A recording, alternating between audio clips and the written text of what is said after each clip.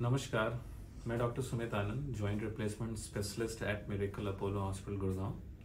आज मैं डिस्कस करूंगा नी पेन के बारे में, यानी घुटना और उसके आसपास होने वाले दर्द। क्योंकि ये समस्या बहुत ही कॉमन है, हम में से हर किसी को अपने फैमिली रिलेटिव्स में घुटने के आसपास का दर्द होता रहता है और एज के हिसाब से घुटने में दर्द के कारण अलग अलग हो सकते हैं। सो मैं अब जो आपको बताने वाला हूँ वो आपको हेल्प करेगा डिसाइड करने में कि घुटने की प्रॉब्लम कितनी सिग्निफिकेंट है, क्या इसके लिए आपको डॉक्टर किसे दिखाना चाहिए या नहीं चाहिए, और आपको एक बेसिक जानकारी घुटने के दर्द के बारे में मिल जाएगी। तो सबसे पहले बात करते हैं छोटे बच्चों में। प्री टीन्स या फिर टॉडलर्स जो हैं उनमें अगर घुटने के आसपास दर्द है, वो जिस बच्चे अगर खेलने के बाद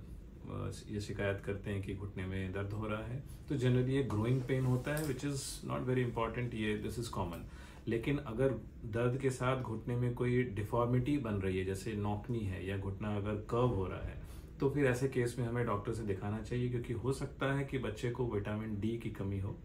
जिसे हम रिकेट्स कहते हैं। कमिंग टू एडोलेसेंट ग्रुप,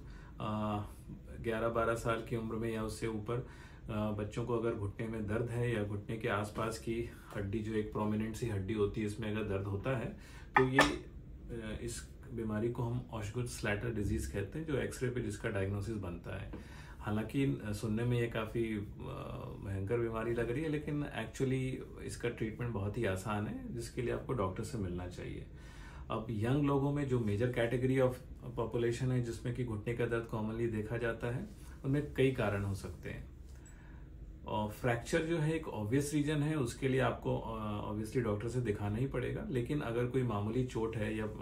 घुटने में ट्विस्ट आता है, उसके बाद जो दर्द बनता है, या आपने ओवर यूज किया, रनिंग की, एक्सर्ट कर लिया, उसके बाद जो घुटने में दर्द होता है, उसको हम आइडेंटिफाई कर सकते हैं बेस्ड ऑन कि कौन से पार्ट ऑफ नी में ये चीज़ हो रही है। जैसे कि मान लो आप घुटने के